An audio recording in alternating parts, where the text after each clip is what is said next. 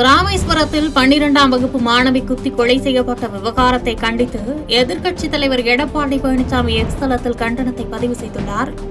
மாணவி கொலை செய்யப்பட்டுள்ள சம்பவம் அதிர்ச்சியை ஏற்படுத்தியிருப்பதாகவும், பட்டப்பகலில் மாணவியை கொலை செய்வதற்கு கொலையாளிக்கு எப்படி துணிச்சல் வந்தது எனவும் அவர் கேள்வி எழுப்பியுள்ளார்.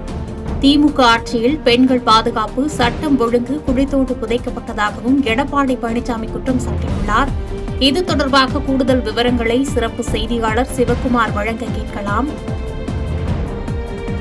வணக்கம் மேம்பரசி. ராமேஸ்வரத்தில் 12ஆம் வகுப்பு படிக்கிற மாணவியை இளைஞர் ஒருவர் பட்ட பகலே கத்தியால குத்தி கொடூரமாக கொலை செய்த சம்பவம் பெரும் அதிர்ச்சியை ஏற்படுத்தியது. இந்த அதிர்ச்சியை அடங்குவதற்கு முன்னதாகவே, அதாவது கொலை செய்யப்பட்ட மாணவியை கிட்டத்தட்ட 10 நாட்களாகவே அந்த கொலை செய்த இளைஞர் பின்தொடர்ந்து இந்த காட்சிகள் வெளியாகி தமிழ்நாடு முழுவதுமே பெரும் பரபரப்பை ஏற்படுத்தியிருக்கிறது.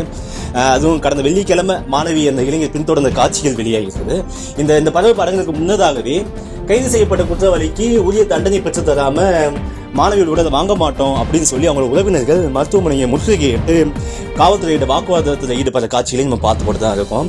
இந்த நிலையில தான் சட்டமன்ற எதிர்க்கட்சி தலைவரும் அதிமுக பொதுச் செயலருமான எடப்பாடி பழனிசாமி இந்த கொலை சம்பவத்தை கண்டித்து ஒரு கண்டன அறிக்கையை எக்ஸ் வலைதளத்தில் பதிவு பண்ணியிருக்காரு.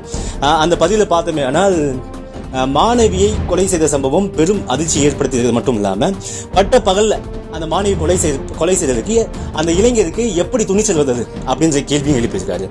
தொடர்ந்து பார்த்தோமே ஆனால், திமுக ஆட்சியில பெண்கள் பாதுகாப்பையும் சட்டம் ஒழுங்கையும் குழி தோண்டி புதைச்சதுனால மட்டுமே இந்த கொலை சம்பவம் நடந்திருக்குது அப்படின்னு காட்டமாகவும் பதில் கொடுத்திருக்காரு மேம்பரசி. அதையும் தொடர்ந்து பார்த்தோம்னா, கொலையாளி கைது செய்யப்பட்ட கொலையாளிக்கு உரிய தண்டனை பெற்று தரணும் அப்படின்ற விஷயத்தையும் திமுக அரசுக்கு வலியுறுத்துவதாகவும் எடப்பாடி பழனிசாமி அவரோட எக்ஸ் வலைதளத்தில் பதிவு செஞ்சிருக்காரு.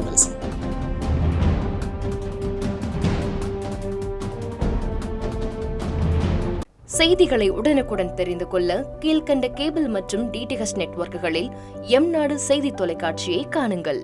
பாதகம் செய்பவரை கண்டால் நாம் பயம் கொள்ளலாகாது பாப்பா. மோதி மிதித்துவிடு பாப்பா, அவர் முகத்தில் உமிழ்ந்துவிடு பாப்பா. அண்மை செய்திகளை உடனுக்குடன் தெரிந்து கொள்ள இணைந்திருங்கள் எம்நாடு தொலைக்காட்சியுடன்.